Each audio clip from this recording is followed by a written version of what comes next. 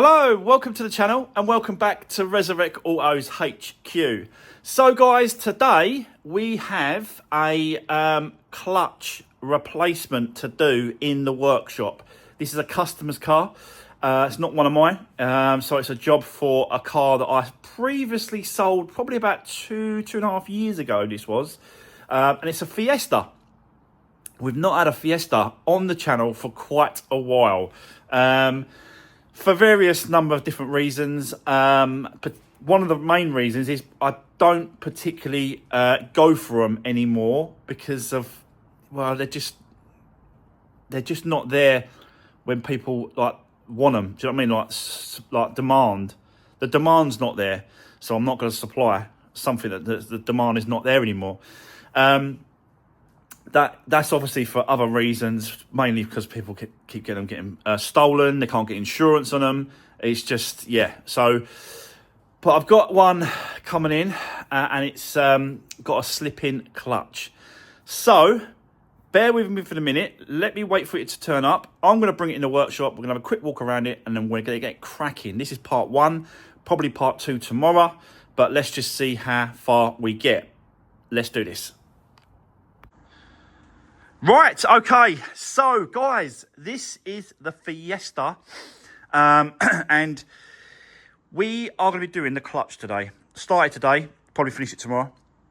And yeah, what's happening is that when he's driving it, it's over revving in every single gear. So, you know, the acceleration of the vehicle doesn't match what the rev counter sort of seems to be, and that is telltale signs of a slip-in clutch. Basically, the clutch plate is gone down too thin, and the gearbox and the engine and the gearbox can't sort of, you know, they can't sort of cope with the difference in that. It needs to be a thicker clutch plate for it to work correctly. So that is what we call slip-in clutch. Yeah, we need to get it done. He does go to a university in Portsmouth, I believe, and they did say to me, will it be all right to drive down there and then drive back in a couple of days? And I said, well, the trouble is with that is that if it breaks down there, it's going to cost a lot of money to have it recovered back to here for me to do the work. I said, just drive it around town, just drive it locally around town until you're ready to bring it in for me to do. And they was like, do you know what? Just do it. So I said, all right, no problem at all. I'll book it in around my other stuff. You know, my other cars are mine. I can bring and help customers in and, you know, bring their cars in, help them out, get repairs done. And then, you know, my cars get pushed to the side, which I don't mind. It's fine. I don't mind helping people out and sort of doing it that way, you know. So, yes, this is I believe the 1.2, 1.4. Very, very reliable engine. Because it's the titanium, it might be the 1.4, but I'm not 100% sure. I've checked the door, in the door. It doesn't actually say it there. But yeah, very, very similar engines. And yeah, a little bit of stripping down to do. Got all this to sort of take apart and take off and get out of the way. We've done these before, these clutches. You know, it's not a massive big deal, but it's just quite a few bits and pieces to get out of the way. Yeah,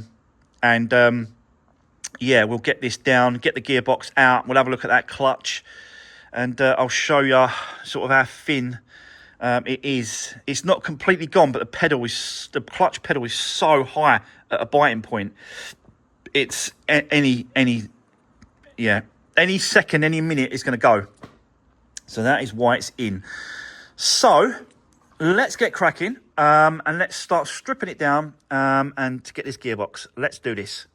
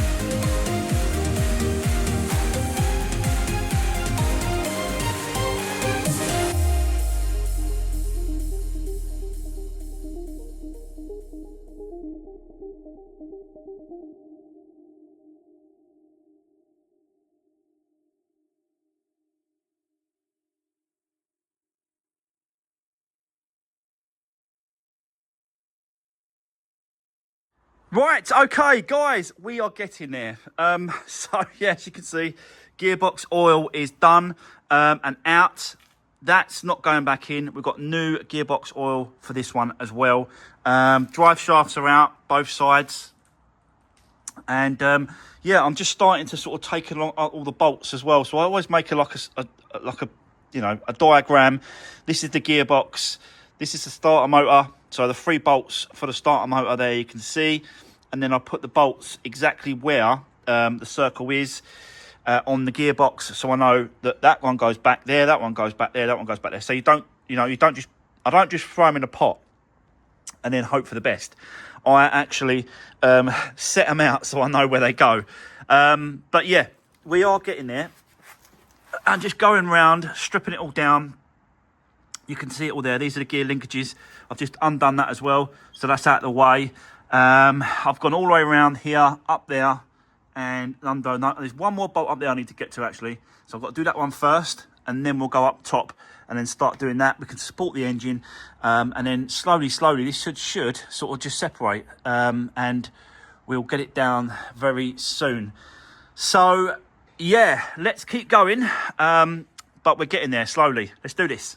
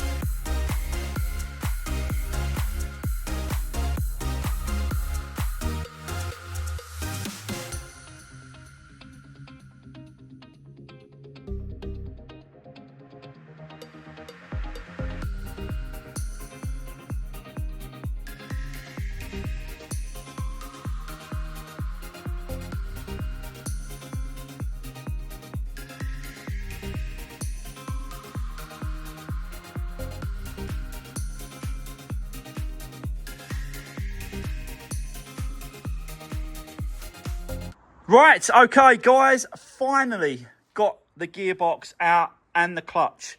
Let me show you the gearbox first, because as you can see all this white, all this little pinky powdery stuff. Basically, where that's coming from, it looks old, is there is a thermostat directly sits above this part here on the actual engine, and at some point it's been leaking. It's not leaking now, so I've got a funny feeling at some point, because this is the original clutch, so that has never been removed from the engine, and it's got 137,000 miles on the clock. At some point that thermostat had leaked and was dripping into the gearbox, and the stuff just stays. There's no way for it to come out. Do you know what I mean? So, yeah, I'll have a look at it just to make sure that it's not leaking, that thermostat. But it's not the thermostat. It's like the water housing on the end of the engine. The thermostat sits on the front. There's like a water cooler that sits on the side. So at some point that has leaked. But yeah, I'll have a look at it. I will have a look at it before we put this back in place to see if this seems like it's an old, an old leak that's obviously stayed in the gearbox, because obviously it's a sealed gearbox and you can't get in there. A little bit rattly, but not too bad. I was expecting it to be that worse than that, but it's not actually that bad. You can't hear it when you put your foot on the clutch. So the actual thrust bearing, release bearing, is going to be changed anyway. We've got a brand new one of them going in. But let me just show you the clutch plate itself, because first of all, you can see it's got Motorcroft written on it, and that is the original clutch from new. Original clutch, 137,000 miles on the clock. and it's done that. But you can see that it's right down to that rivet there. Not that one there, it's that one there. That where it goes down to. It's always the second one. Look, that one there. That one there. So, yeah, that's the reason why it's slipping. It's because it's just it's the thickness of that clutch plate. It's not thick enough to be able to change the gears correctly, and the engine still thinks it's kind of out. When you put your foot on the clutch and you release it, it's not actually releasing it enough to grab the correct the gear in the gearbox and spin the engine correctly, and that's why it's over revving. But yeah, you know, it is what it is. We've got to switch it over. I'll show you in there. There's no sort of real damage to the actual flywheel at all. It looks all good in there. You can see up there, that's where the actual housing sits. And there's no like leaks or nothing like that going around there. I can't see anything in a minute, but I will have another look. But yeah, we're going to be switching it over for a new clutch and cleaning up that gearbox. Gearbox isn't leaking. So again, it just needs a clean up. Normally I would change those drive shaft seals to the gearbox, but it's just getting hold of them in a minute. I might try to get hold of a couple from the main dealer just to see if they've got them. But yeah, I don't like getting the aftermarket ones because they just never really seem to sort of seal correctly. It's best in this case to try and get original oil seals for the drive shafts. So yeah, that's what I'm probably going to go down the route of doing that. But yeah, got a nice new clutch here, so that's going to go in place. And just do the reverse and put it all back together, and yeah, get the clutch working as it should again. So let's get set up. Let's have this off here, have a good clean up, do whatever we can. I can't put the new clutch plate and that in yet at a minute, because I'd always like to use a little bit of this on the bolts that holds the actual clutch in place. Even though they get torqued up, still nice to put a little bit of this in it, and you know then that they're never going to be, you know, it's very unlikely that they're going to release the bolts from the flywheel. But I haven't, this is empty, and I'll have to get another one from Halfords. So I'll probably do that tomorrow, but let's just see what we can get done today when it comes to cleaning and stripping down and cleaning up and that sort of stuff. And yeah, but I wanted to show you that. So let's crack on. Let's do this.